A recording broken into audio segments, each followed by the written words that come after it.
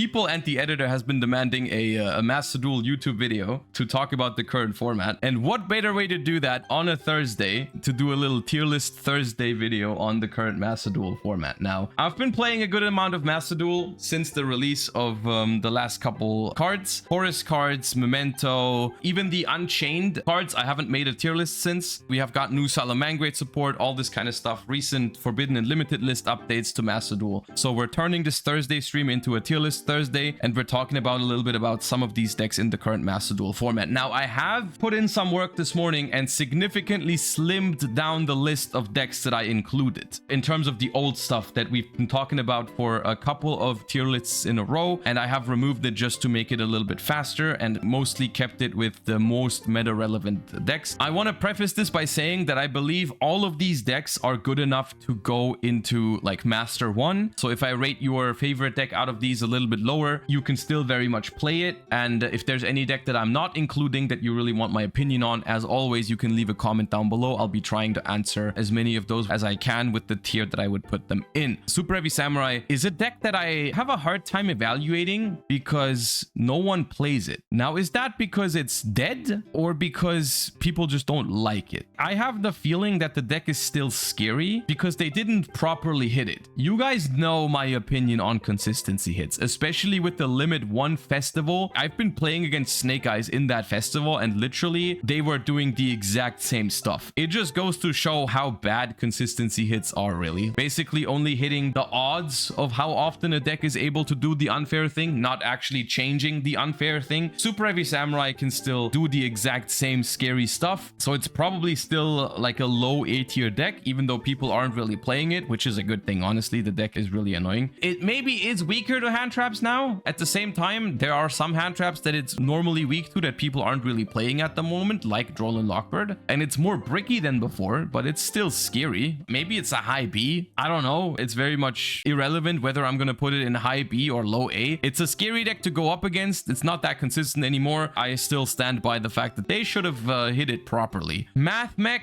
I have no choice but to put in A tier because they literally have not touched this deck ever. Diameter 1 is the most irrelevant thing I've ever seen. Signet Mining to 2 is also the most irrelevant thing I've ever seen. I hate this deck. That's all there is to say. Oh yeah, Parallel Exceed to 2. The more I think about the Master Duel Forbidden and Limited list, the sadder I get. That's a pattern in my life.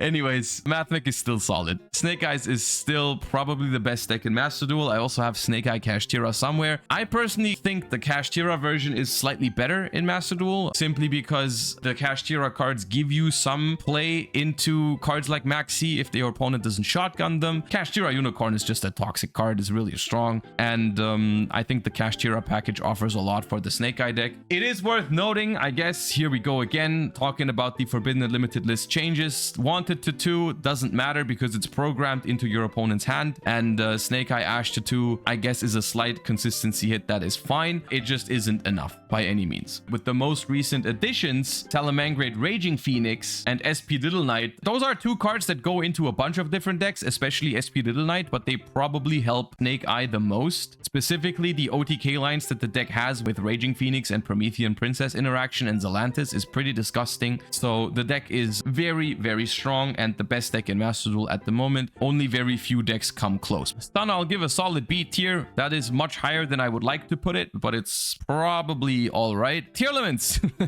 I wanted to put Tearlaments in lower tier lists, and I have in the past, right? And then whenever I play it, 2 things happen. I look at the list that I'm playing and I'm like, this shouldn't work. And then I play with it and it just does. And I never know why it works. And I can't explain it, but I kind of enjoy it as well. But then when my opponent plays it, it's sometimes really frustrating because it's the same thing. I'm like, there's no way this should work, but it just does. I'm gonna put the deck in A tier. I don't think it's quite strong enough to go into a higher thing than that, a higher position, but the deck somehow works out, dude. And whether you play Horus cards in it or you go for the more traditional approach, like, it's up to you. I think they're all kind of playable. I think one of its biggest advantages still remains the fact that it doesn't care that much about Maxi. With a toxic card like Maxi, max C in everyone's deck, it just feels good to play a deck that doesn't lose to it. Branded is also a very strong deck still, even though it's kind of the same as Tier, where it's got so many hits on it where you're like, maybe this should be enough, maybe this shouldn't work. But then so many times Branded doesn't open Branded Fusion, like Aluber or opening or Branded Fusion right away, but they somehow find a way to get it. It probably is better than Mathmech, to be fair. Yeah, Branded is just solid, dude. And the fact that it has 3 main phases is also pretty broken, right? Because end phase is basically main phase 3. Deck is pretty strong. I kind of like Chimera actually, and maybe I'm not doing it justice by putting it into high B tier. I'll say that with a caveat, because this deck is something that I want to look into more, and that is true in the TCG and in Master Duel at the moment. It's a deck that you can pair with some different engines. Runick Chimera is also a thing that I quite like. I need to play it more before I can put it higher than this, but I think it could be better than that. Exosister is a deck that I'm probably gonna throw in low B tier, simply because you can never underestimate the power of Dimension Shifter, but Dimension Shifter is semi-limited, so maybe it's even slightly worse than that. It's just the definition of, it's okay. It's too fair is a right way to put it. It kind of has that Swordsoul feeling to it. It does something, but often that's not enough on its own. I think the edge it has over Swordsoul is that it has Shifter, even though Swordsoul has Protoss. Maybe I'm gonna put both into high C, because I was gonna put Swordsoul into C. Exosister has Shifter, Swordsoul has Protoss. Both are kind of too fair on their own. Floowandereeze is a D tier deck, and I'm not saying that because I hate Floowandereeze. Since they banned Barrier Statue, I don't have a huge hatred for Floowandereeze anymore. I think Flu is a completely fine deck in the TCG at the moment, even though it is still a Shifter deck. But I think in Master Duel, they have just nuked the deck with consistency. Like, what is that? 1 Prosperity, 1 Duality, 1 Field Spell, 1 Empen, 2 Shifter. That deck is murdered in terms of consistency. And consistency is already its main concern in the TCG. I just don't see how anyone plays it in Master Duel. Now, Horus as its own deck would probably go into C or D tier. Horus as its own deck is not really worth talking about. But I did want to mention the Horus cards in this tier list as well, because they just released. And I think the Horus engine is very solid.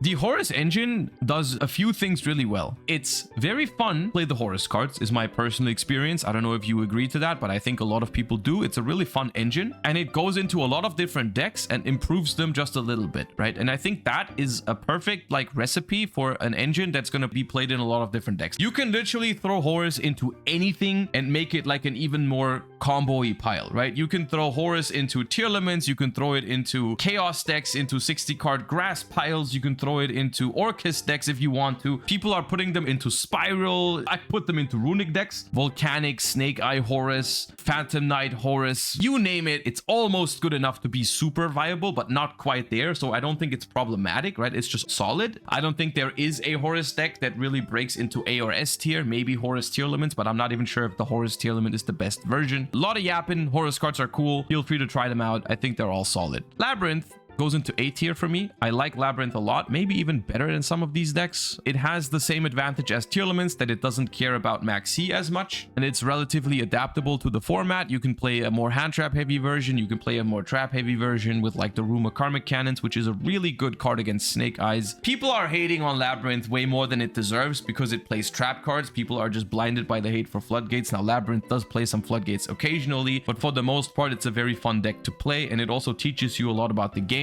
Yeah, I like Labrynth. I think it's all right. I think Mannadium is in a similar boat to Chimera. It's a deck that I haven't played enough to judge 100% accurately. It's like the opposite in the sense that Chimera, I'm looking forward to trying more and seeing if it has more potential. Mannadium is just a deck that I personally don't like. I'm not going to hide that fact, so I'm probably not going to try it that much more. I'm not seeing it very much. It's really vulnerable to max C. It's like this kind of all-in combo style. To be fair though, if I'm looking at all those all-in combo decks on this list, it probably is the best one of those. I guess if you count Mathmech as a combo all-in deck, then Mathmech would be a better choice. I think somewhere in B is where it is, even though my statement on this might not be completely accurate. Memento is a deck that we're gonna try on stream today. I think it's gonna end up being slightly disappointing. I'll be happily surprised if we do better than that with it until it gets more support in the future, which it will. It's already announced. For now, I'll leave it at C. Maybe I'll be pleasantly surprised. Paleozoic Paleozoic.